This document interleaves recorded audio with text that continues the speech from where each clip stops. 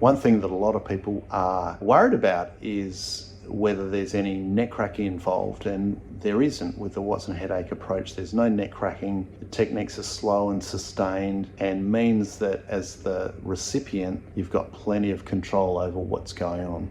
And I'll often check with someone repeatedly if there's anything at all that you're not comfortable with, if there's anything that you're not happy with, whatever, just say so and we'll stop. And it's as simple as that.